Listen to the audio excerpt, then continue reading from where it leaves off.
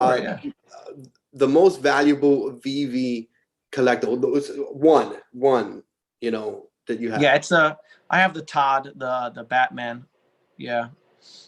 I saw earlier today. It got another little bump. Yeah, like hit 8,000 today. Yeah, but that was like, so I landed the ultra rare Steamboat, you know, Mickey Mouse. You know, so I landed that. So then I sold it, and then I put that into the Todd. Damn, bro. I was doing the math, and I was like, man, these are comparable in price right now, but the Todd is rare. The Todd is the Todd. It's the first. Right. Looking at the circulating supply in the secondary market, and I saw that, like, you know, it was ready to blow. So I bought it. You know, I bought it at 5,000. I sold Mickey for about 4. I bought Todd at 5. It's not like I've had it forever. Right. But you know, I flipped into it, and I'm happy that I did. You know, and the reason why I say damn is because I got the same Mickey Ultra Rare. I got it. Oh. And the whole thing was, my dilemma was, do I sell for the Todd? And you did what I didn't, and look who won. Oh. You know? For now, so, yeah.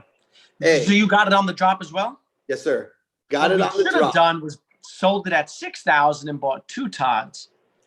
And that's exactly, somebody in the chat, Fast LDP, mentioned that. But I didn't. I was like, you know what? Let me see. Let me get, you know, and I was stagnant. I didn't pull the trigger. And look, I lost. I lost that. It's all good. You know, so. Yeah, you got Steamboat Willie. It's a good one. Yeah. It's going to do very well over time. But it was like an impulsive move for me, because I didn't really anticipate selling Steamboat Willie. You know, I figured that's like, you know, another grail piece. That's another long-term hold. But then I saw Todd running. It was at 5, and I was like, damn, this is going to go a lot higher than $5,000 long-term. Like, this has the narrative behind it. You know what I mean? The narrative, if you're a collector, you know, like the first of its kind ever. It's got that narrative, you know? I know. So I was like, you know what? This makes too much sense. And I just pulled the trigger real quick. No, yeah. And that was the right move, obviously. And, you know, I thought that the Mickey was going to see a pump. That is what I thought, you know, right after the drop. Obviously, I saw it go, you know, go crazy, but I did think, and then come back down.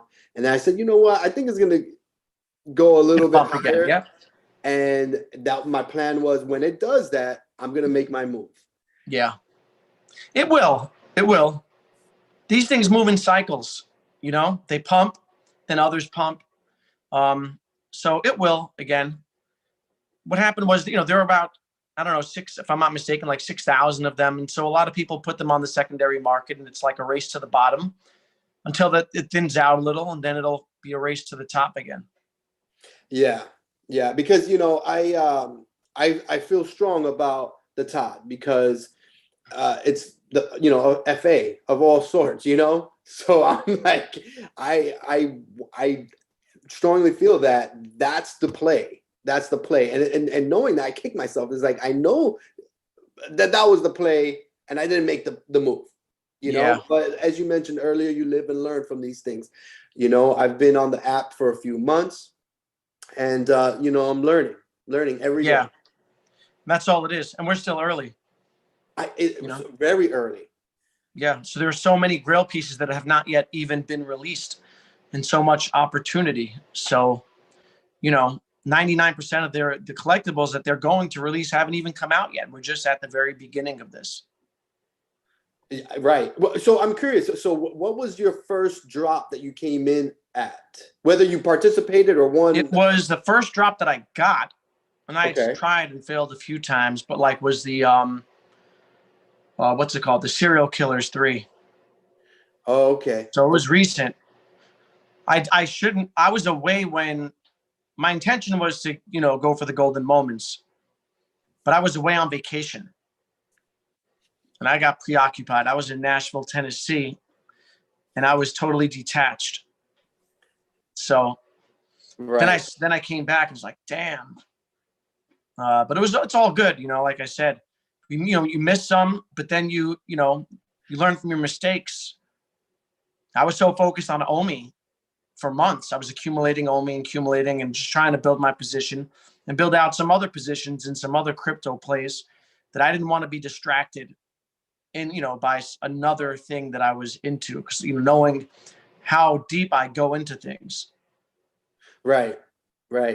So when OMI is easier to buy, if it's through Veve on an exchange, I feel that it's going to go crazy. What's your feeling on that? Yeah, I think that it will, and I think it will. I think it'll do well, especially if it hits a big exchange. It'll also mitigate some of the whale manipulation. It's very easily moved right now, being that it's on small exchanges. So, there's a minority of people who own the majority of the token, is what it is. And so it's easy to move the price up and down on these small exchanges with little volume.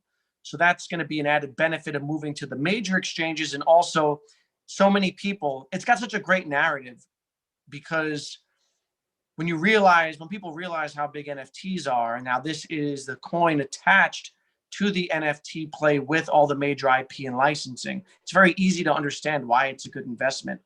So I do think it'll pump, but I also think that it's going to meet a lot of selling pressure, because there are people with billions of coins. And when it hits those, so if you're holding billions of coins and it hits 1 cent, 2 cents, you're up 10 million, 20 million, 30 million.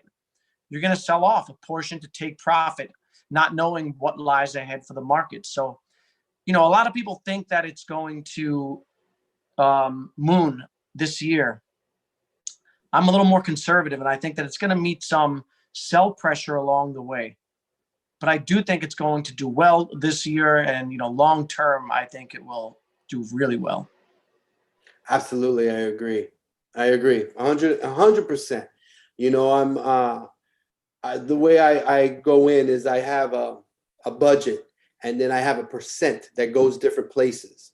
And I'm thinking of increasing my percent. I'm lowering it from Matic Polygon, and increasing my percent to OMI. Yeah, I do it not the first, but the beginning of every month, and I haven't done it yet for this month. And I think that in complete transparency, I have yet to buy any OMI.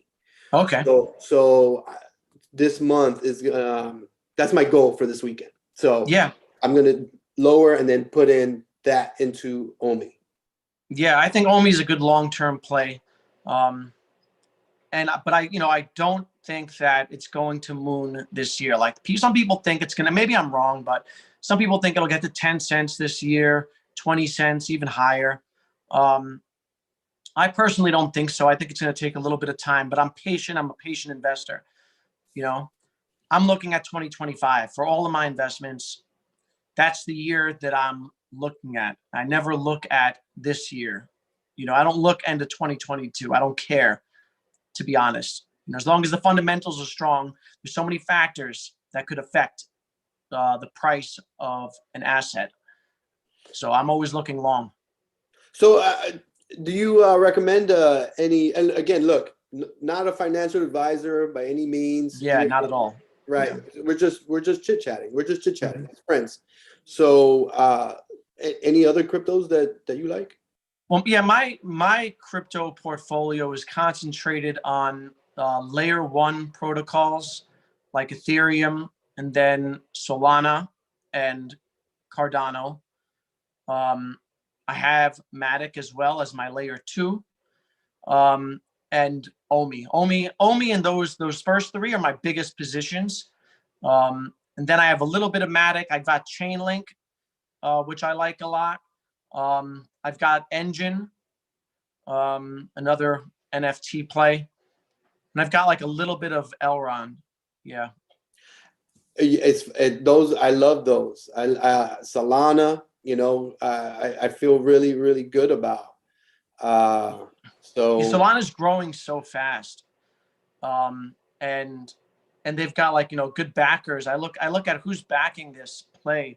I follow the money, you know. So they've got like the youngest billionaire under 30, who's backing them and built a whole exchange on top of it. So I feel confident about Solana if they can fix some issues. I was thinking of completely cutting out Ethereum and Bitcoin from my, as I said, my allocations, and putting more into Solana, Cardano, and Matic, and now, as I mentioned, Omi. Yeah, I had Bitcoin, but I did move all my Bitcoin into Ethereum because I think Ethereum is going to outpace it over time. And now I don't hold Bitcoin, you know. And in time, I might layer back into Bitcoin only because I think it's the safest of all the crypto plays because the whole market moves as Bitcoin does. So I might take, I may at some point take profit into Bitcoin, but Ethereum, I move my Bitcoin money into Ethereum. Yeah, yeah, I like it. Okay, all right. So, what about stocks? Do you dabble in stocks? Yeah, so stocks, I was pretty big into stocks about a year ago, and I shifted totally into crypto. Not totally. I still have some stocks. Tesla's my biggest position in stocks. Neo, which is another EV play out of China, which has gotten killed because of the geopolitical stuff going on. Chinese stocks are down a lot. Palantir, which has also gotten killed recently. And I've got DraftKings, also gotten killed. My stocks are getting killed lately, except for Tesla. Okay. So, all right. And when with all of the collection, the NFTs and this and that, you know, did you ever get into, I mean, Veve NFTs, did you ever get into other NFTs from other marketplaces? No. Yeah. I'm tempted to sometimes, but again, I don't want to go down that rabbit hole. Right, that you mentioned. So, you know, I talk to some guys and they tell me about projects, but I feel like so much of it is just based off speculation and hype and community driven. And once the community dries up, you know, if the money dries up, the community dries up.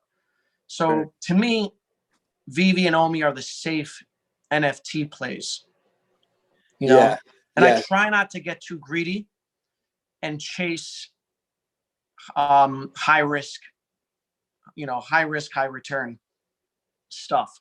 Right. I try not to gamble. I agree. I completely agree. You know, I think the fact that Veve has the license, and I'm interested in other platforms like Recur. I'm very interested in Recur. I do want to go in and have some investments in Recur. Absolutely. But again, I'm gonna have the large majority, you know, with Veve. That's where I'm gonna have the large majority of my NFTs. Yeah. And for me, it just goes back to like having a set of principles that like I abide by as an investor, right? And so one of those principles is to manage my risk. And I don't know enough about that whole NFT space going on Opensea to manage that. And it's super, super risky. You know what I mean? Absolutely. Absolutely. You know, I have an NFT project that I have going on, and they go for about $10 each. You know, I'm not, you know, trying to make somebody, you know, $1 billion from these things. They're like, you know, the latest one I did was Michael Jackson. I did one of Michael Jackson and stuff, but it's just, I think it's just something cool that you would put on your virtual world, I mean, virtual wall in, you know, metaverse or wherever it is that you can go and use this, and it would be something that you have an emotional tie to. I think it's just like how you would go and get a picture of, let's just say, Michael Jackson or whatever in real life. That's my approach to it. So yeah, you know, it's just a few bucks. Yeah. You know, I'm not trying to charge, you know, a few $1,000s like how I see, you know, some other. Well, they get traded, you know, once they get released and they get traded, and then, you know, the communities drive the value. Mm-hmm. So are you an artist?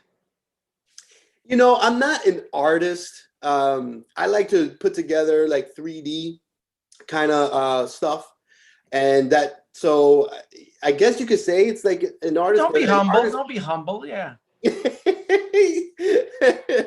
But you know, most of the stuff is like legit, like art, like paint kind of oil, like what you would look like. It looks like that, you know. But Yeah. no, yeah, I just put together like 3D different layer stuff, and you know. So, but yeah, you know what? I am an artist. There you go, man. Own it. Yeah. That's right. Own it. Artist from Queens originally, but I'm in Florida now. That's all right. You know, my sister, both my sisters, they still live in New York, and they're always like, you know, New York is the best, especially one of them in particular. I'm never leaving New York. You're gonna have to drag me out of this place. That's funny. She still says it, yeah? Oh yeah. Oh yeah. She loves it over there. She lives in Long Island now, but we grew up in Queens, in Hollis, Queens, and whatever. But yeah. She's like, yeah, you can keep your, you know, nasty water in Florida, and your this is yeah. Humidity. Yeah. Oh goodness. Okay. So speaking about, you know, family and stuff, what does your friends and family say about everything, the collection that you have of physicals, the cards, that obviously behind you, the NFTs on Veve, if they know, the cryptos? What is their impression? I think I'm crazy. Like, yo, Dad, check out this Batman. It's $7,000. It's like, sell it. It's a trend. I get the same thing. Yeah. Yeah, like they don't get it. You know, I've been telling them to get into one of my brothers. I got to dabble in crypto a little bit, but he don't trust it. It goes down. You know, he loves it when it's going up. Right. When it's going up, he's like, what should I buy? Oh, well, what should I buy? You know, whatever. When it goes down, he's like, I can't believe I bought this. You told me to buy this. So whatever, man. I stopped talking about it. I'm gonna wait till 2025. I'm gonna pull out my phone. I'm gonna show them my portfolio, and I save their tweets. I save all the texts. I save all the text messages of them talking trash. I save them all. That's good. Yeah, I save them in a favorite. I favorite them in my album, so I know where they are in my photos, and I'm gonna come back to them in a couple of years. I'm gonna let them know. You know, that's like a la Gary Vee. That's what he does. You know, he says the stuff, and he's like, I told you. Yeah, man. I got receipts. I'm keeping receipts. They talk trash because I like to win. Also, I'm super competitive. You know, I grew up playing sports. I grew up with older brothers. I was always the youngest. I always had to like compete harder. So I'm competitive and I want to win and I want to be right. So, you know, when I'm going in on something, I want to be vindicated, especially when you're telling me that, you know, it's going to be worthless, or, you know, crypto is going to come and go and whatever, man. You know? No, yeah, absolutely. That feeling you're going to get. And no doubt, that's where we're headed. It's just whether or not the people see that. If you know, that's just like when Bitcoin. You know, all those people when Bitcoin, obviously now, you know, whatever it's at today. If you had the presence of mind of seeing the vision back, look at you now. You know, I know. And I feel that this is that again.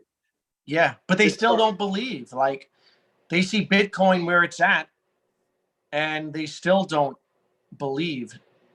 You know, they think that it's a fad, or, you know, crypto is difficult to understand. Technology is tough. It's hard to explain to people. Like, I can explain to someone what Tesla does. It's tangible. It's on the street. You see the Teslas everywhere. You know Elon Musk. I can easily explain to someone why Tesla is a good investment. It's hard to explain to someone why Ethereum is a good investment, or OMI, you know, when they can't wrap their mind around why an NFT, you know, is going to be valuable. I think this is it. It's got like its own language. And so it's hard. I think younger people get it more because they're born into it. Yeah. You know, like my daughter knows what Bitcoin is. You know, my son, like they know, you know, it's like they grow up with the language. So millennials, younger people, but what's going to happen is older people are going to age out of the markets and younger people are going to inherit money. And this asset, you know, the whole asset class is going to rise over time. You know what I mean? know. It's so exciting. It's so crazy. I can't wait. I know. I love speaking to people that have the same passion. Yeah. You know, because then, you know, one of my first interviews that I did, I was with somebody that didn't know much about NFTs, crypto, and I spoke, you know, about I just wanted to see on live how the whole interaction would be. And at the end of the interview, it was like no, like he like pretty much like it was, and I was just, all right, you know. Yeah, they're like, but yeah, can't you just like, you know, take a picture of it? And isn't that the same thing? Yeah. I'll take a picture and I'll sell this to you. You know, I'll sell the picture to you for, you know, $20,000. And it's like, it's not the same thing, but it's not the same. But it's hard. It's hard for people to wrap their heads around it. Yes. So, all right. So you mentioned you have kids. Mm-hmm. Okay. How many? I have 2 children. Yeah, boy and a girl. Nice. How old? 8 and 13. 8 and 13. Well, okay. So yours are a little bit older than mine. So how many you got? I have 3, 2, okay. 5, and 8. Nuts. You have your hands full. Yeah. Brother, that's why you do this late at night. You put the kids to bed. You already know. I was like, why is this guy doing this at 9:30 at night?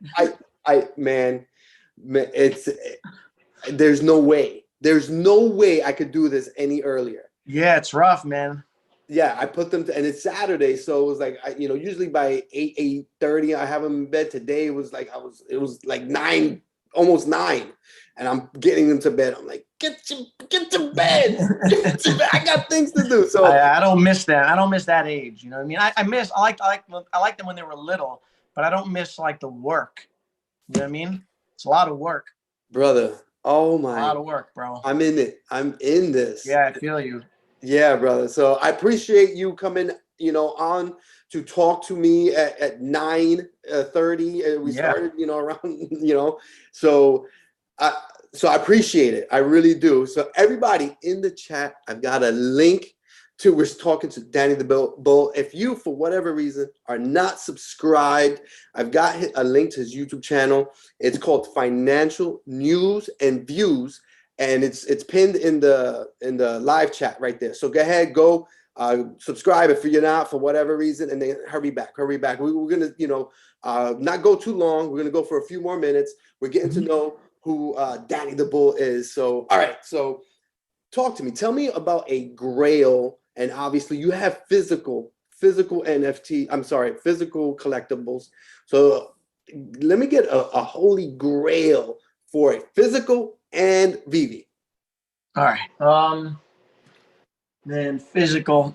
I love my belt. My WWE belt is one that I love. But you know, my collectibles aren't they're not expensive. But you know, I love this one over here, man.